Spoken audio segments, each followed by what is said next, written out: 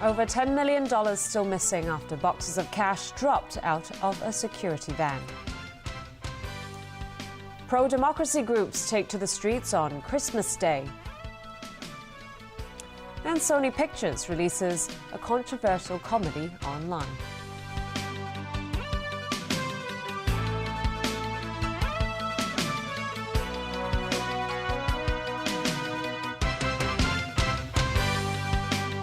Hello and a very good evening. An investigation into a cash-in-transit van losing 3 boxes of banknotes is still underway. Up until this morning, 27 people have turned over to the police $4.8 million in cash, banknotes they say they picked up from Gloucester Road in Wan Chai yesterday. More than $10 million worth of notes remain missing, though. Evelyn Leung has more about the investigation. This afternoon, police went back to Gloucester Road in Wan Chai, where 3 boxes of banknotes dropped out of a cash-in-transit van yesterday, to speak to people in the area. Sources say the security van was carrying $270 million worth of banknotes from Wan to Changsha at the time of the incident. The driver and 4 security guards were sitting in the front of the vehicle. When the van reached the Western Harbour Tunnel, the driver noticed that a side door was opened. The driver stopped the vehicle and got off to close the door. He said he didn't notice any boxes were missing at the time. It wasn't until they reached their destination that the workers discovered some boxes were missing. Police, meanwhile, continued to call on people who picked up some of the banknotes yesterday to return the money as soon as possible. Among those who returned the money, $2 million from one woman and $1 million each from 2 men. Still, more than $10 million worth of banknotes remain missing. Authorities say they are treating this incident as a theft and are looking into whether other criminal elements are involved. Evelyn Leung, TVB News. Chief Executive Leung Chun-ying is in Beijing for a duty visit.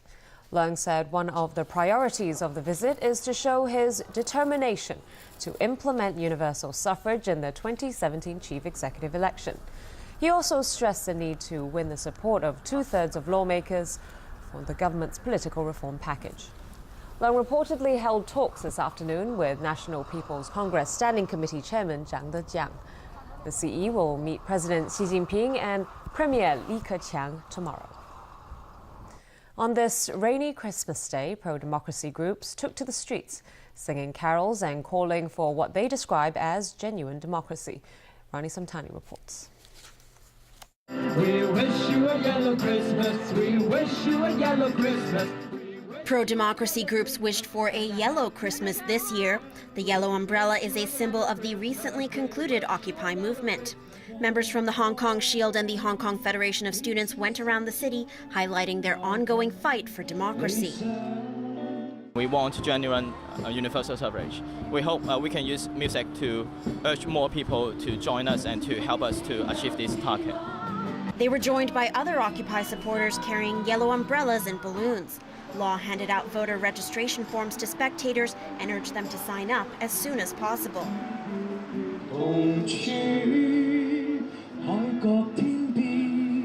Singers Denise Ho and Anthony Wong led the group in singing Christmas carols and popular songs related to the Occupy movement. The group stopped by the previously occupied sites in Causeway Bay, Admiralty and Mong Kok.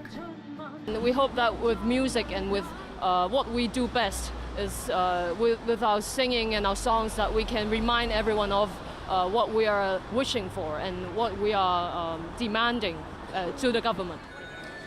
Despite the cold and rainy weather, many pro-democracy supporters gathered around the group when they reached Mong Kok.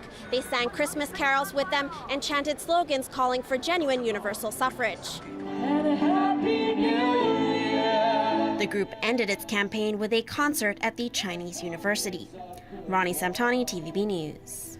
There were clashes overnight in Mong Kok as crowds gathered there in the name of democracy. Officers used pepper spray to try to hold them back. 12 people aged between 13 and 43 were arrested. Here's Evelyn Leung. At around 8 p.m. last night, people began gathering on Sai Yun Choi Street South. Carrying yellow umbrellas, they chanted slogans calling for what they describe as genuine universal suffrage. Many people went to a minibus stop run by the operator that had applied for an injunction to clear the Mongkok Occupy protest site. This is illegal parking, they said. We support the police in enforcing the law. Police demanded that they leave, saying they were taking part in an unauthorized rally. Arguments ensued. Officers raised yellow warning banners ordering people to disperse.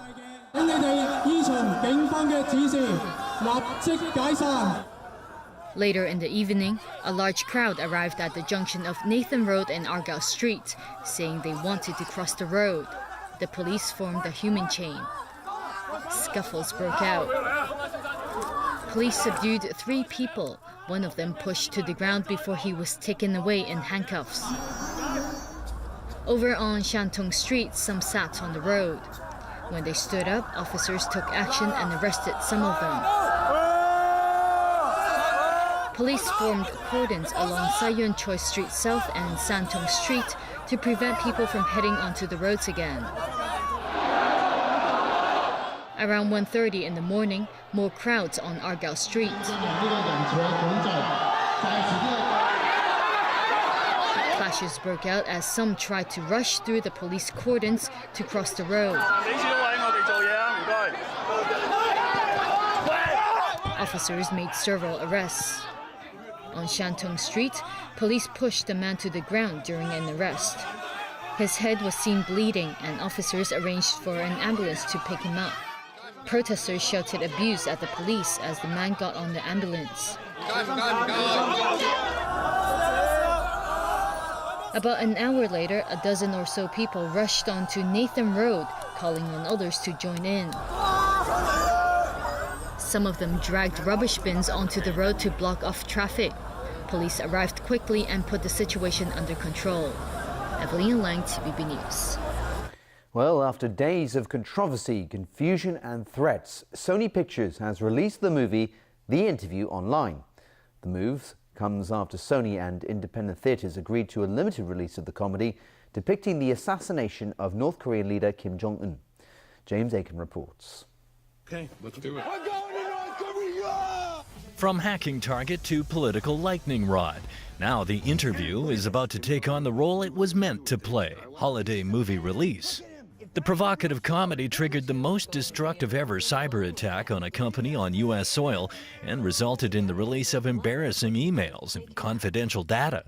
The White House blamed the hacking attacks on North Korea and joined a chorus of critics accusing Sony of self-censorship and caving into the hackers' demands when it pulled the movie. Now, Sony has decided to provide a limited theatrical release while making the movie available online. I'm glad it's being released. Merry Christmas, everybody. We've been working really closely with local law enforcement officials. So we've been taking their feedback into advisement, and we're confident that everything is going to be fine when the film opens on Christmas Day. The limited theatrical release is expected to slash the film's opening weekend box office revenue. Obviously, we'd like to make money off of the movie, as we would with any movie, but it's important to take a stand about freedom of speech, freedom to see movies. I think that's mainly what it's about. Early reviews of the picture, starring Seth Rogen and James Franco, have been mixed. I bought a ticket. I don't have any political views. I couldn't care less. Freedom of speech. I think it is what it is, you know, people make such a big deal out of it. Well, we wanted to see it originally, and Christmas is a day there isn't much to do anyway, and we thought it was also a good thing to do because we don't feel that the threat was an appropriate thing and probably not very effective. Releasing a major motion picture in theaters and online simultaneously has never been done by a major studio. Industry analysts say the experiment will be closely watched by Hollywood. James Aiken, TVB News. More protests have erupted in a town in the U.S. state of Missouri after another black teenager was shot and killed by a white police officer on Tuesday night. A group of demonstrators rallied at a petrol station in the St. Louis suburb of Berkeley on Christmas Eve, where 18-year-old Antonio Martin was shot the night before. Police say the officer opened fire after Martin pointed a loaded handgun at him. Berkeley is located not far from Ferguson, where unarmed black teen Michael Brown was gunned down by a white police officer in August. That shooting sparked months of protests and put race relations in the United States firmly under the spotlight. The mayor of Berkeley insists the two cases should not be linked.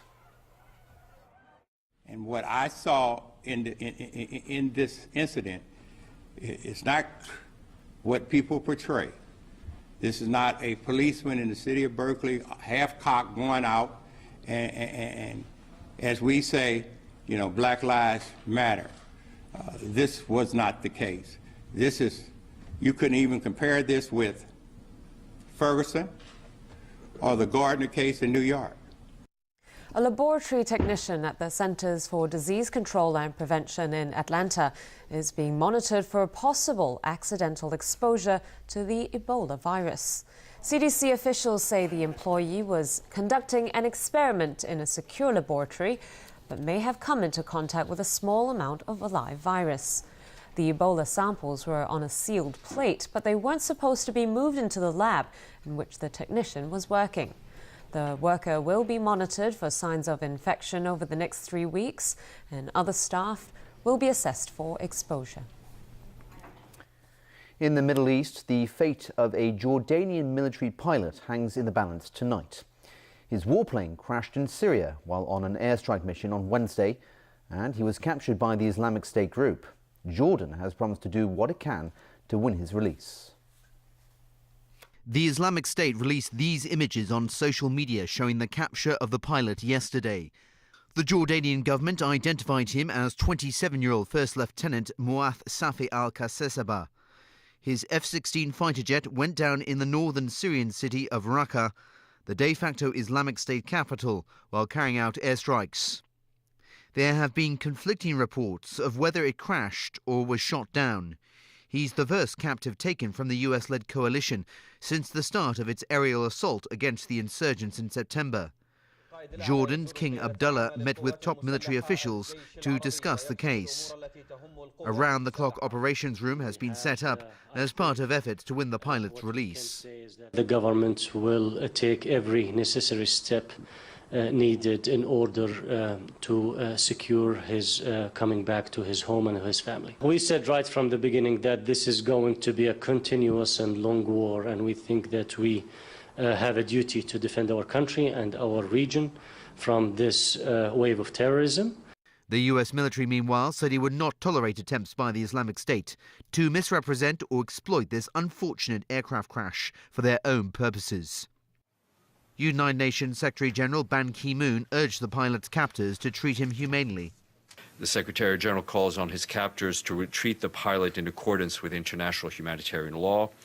Obviously, the Secretary-General is following the situation very closely in the continued armed conflict in Syria. Washington and its allies in the Gulf have been carrying out airstrikes in Iraq and Syria, where the Islamic State has seized swaths of territory.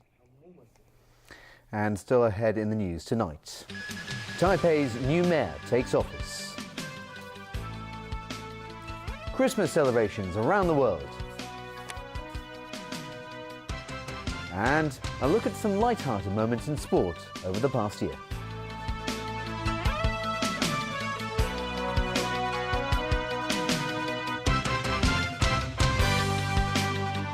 Would you permit me to open the ball?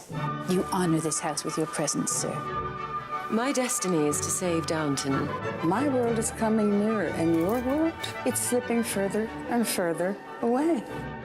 Tonight, Downton Abbey Season 4 Christmas Special on Pearl's Midnight Drama.